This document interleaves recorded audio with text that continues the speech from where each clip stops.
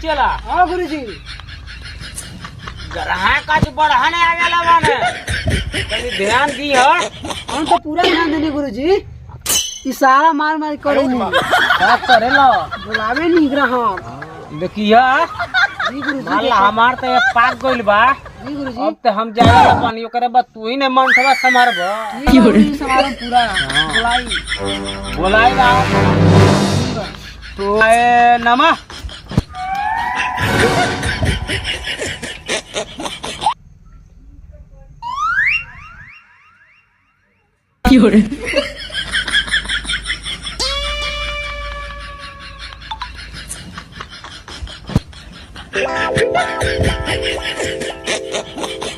अरे दादा हो दादा, अरे भाइयों रे भाइयों, अरे घोर अनर्थ हो गए दादा।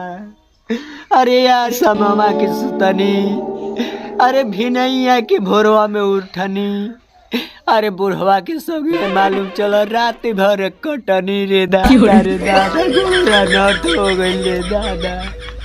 अब बाबा से झाड़ फूक करवावे कोई लागता हमारा, तब तक कुछ होई। ये बुढ़वा रोज पी के हमारी ये बिछौना पे आके ढिमला जाता है दादा रे दादा। बाबा, अरे बाबा जी।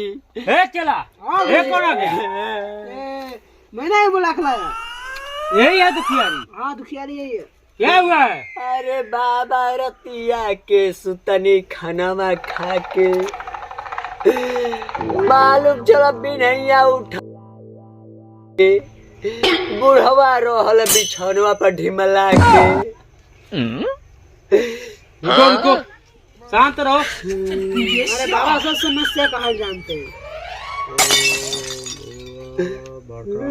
अरे बाबा बाबा हाँ देवी आम में पता ही पता ही है, कोहड़क पता ही है, पीपल पता ही है, गन्नक पता ही है, तोरी पता ही है, केरक पता ही है। एकर का भइल बा? ए गुरुजी हमका का मालूम आपे नहीं जानो। अरे बाबा बाबा बहुत बड़हन बीमारी बा एकर। कौन बाबा जी? एकर मौत रोज सुबह धरती का गला। एकर मौत सुबह रोज की कला बात पूछे ले बा। घर का पुजारी है इनका। अब घर पूजे बा रे ते मना कर ले दारू। अरे बाबा हमार मरत सब्जियां गल बनी कमाए, बुढ़ऊ ने रोज समवा के पी के आके सुतन संगमा हमारा। कबो ऊपर जाई कबो ऊपर आई आवेला ते पर आला ना जाला ते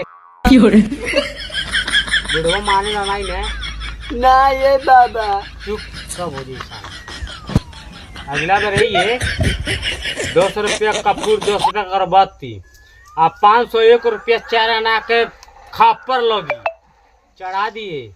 एक ठो बकरा ना चढ़िए मन घरवा कुत्ता मांगाता ऐसे देख कुत्ता पोसल कुत्ते खाला कुत्ता।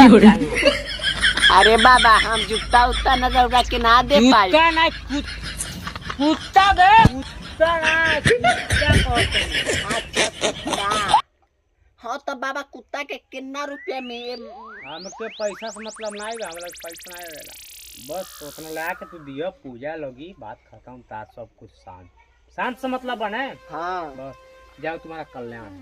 अगर बाबा बूढ़ो सुतता रोजो हो जाए ना ठीक बात। तो बाबा जाते हैं।